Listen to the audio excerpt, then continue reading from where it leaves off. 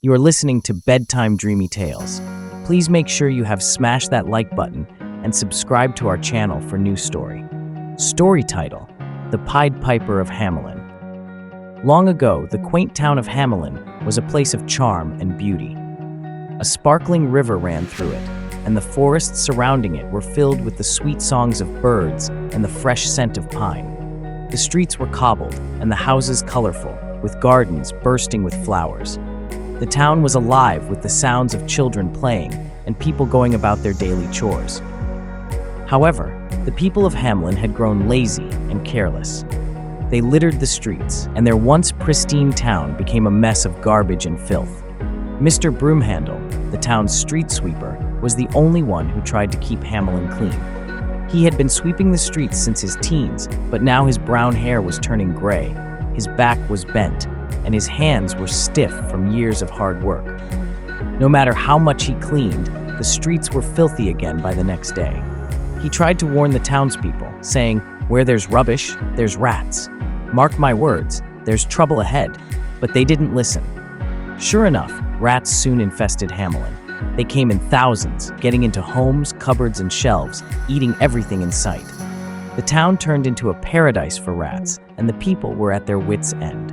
The rats grew bolder by the day, even roaming the streets in broad daylight, spreading disease and leaving droppings everywhere. In Hamelin, there lived a boy named Peter. Although he was well-liked, Peter often felt lonely because he had a problem with one of his legs, which made it hard for him to run. The other children would forget to wait for him when they played games, leaving him behind. One day, as Peter sat alone by the river, he heard strange music coming from the forest.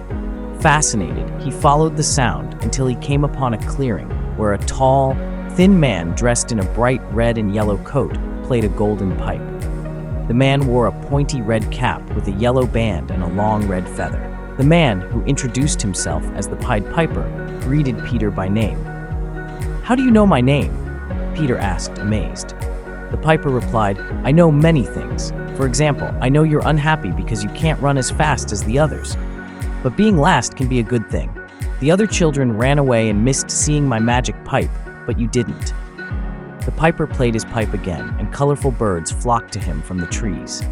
The piper told Peter, "If you ever need me, just call out these words: 'Peter needs the piper.'" With that, he disappeared into the forest, leaving Peter wondering if it had all been a dream. The rats continued to wreak havoc in Hamelin, and the townspeople were desperate.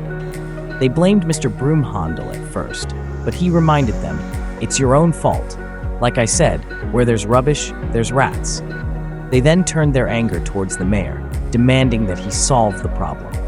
The mayor, who had been enjoying a leisurely lunch, was not pleased to be disturbed. "What's the problem?" he asked.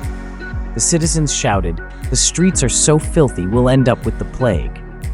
Peter noticed that one of the children, Alvin, looked very sick. He tried to get the adults' attention, but they were too busy arguing. Finally, Peter yelled, "Alvin is really sick!" The townspeople panicked, fearing the plague.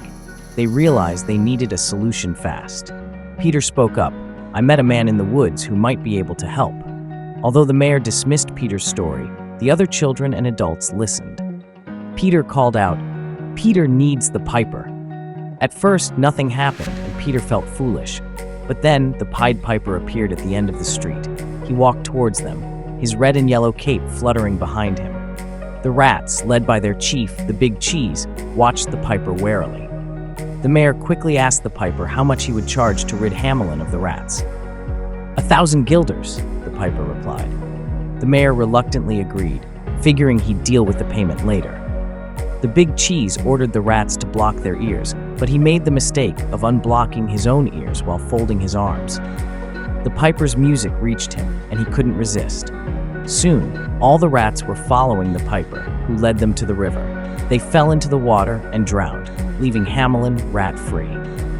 The townspeople cheered, but the piper returned, reminding the mayor of his promise. The mayor, unwilling to pay, declared that the promise was not serious. The piper warned, "A promise is a promise," and left. That evening, the Pied Piper reappeared in the town square and began to play a lilting melody. The music reached the ears of all the children, including Peter, who followed the piper out of town. They were entranced by the music, which filled their minds with images of a magical land made of sweets. Peter, unable to keep up, watched as the children walked into a cave that opened in the side of the mountain. The cave closed behind them, trapping them inside. Distressed, Peter hurried back to town to alert the adults. The townspeople were enjoying their rat-free streets and hadn't noticed the children were missing until Peter returned. "They're stuck in the mountain," he gasped. The parents panicked, realizing the piper had taken their children as punishment for the broken promise. They turned on the mayor, blaming him for the children's disappearance. In the chaos, Mr. Broomhandel silenced everyone and reminded them that they all shared the blame for Hamelin's problems. The mayor suggested apologizing to the piper, but Peter doubted it would be enough. Peter had an idea. He asked the townspeople to donate whatever money they could to pay the piper. They managed to gather a small sum, which the mayor offered to the piper when he reappeared. The piper, seeing their genuine remorse, said, "I'm not interested in your money. I only wanted to see that your hearts were in the right place." The piper told the townspeople that only their true leader could bring the children back. To everyone's surprise, he declared that Peter, who had shown true leadership and determination, was their leader. The piper handed Peter the magic pipe and instructed him to play it to bring the children home. Peter, nervous but determined, played the pipe. The tune filled the air and reached the mountain, causing it to rumble and open. One by one, the children emerged and ran into their parents' arms. The townspeople cheered and hugged their children, grateful for their return. Peter realized that being last had its advantages.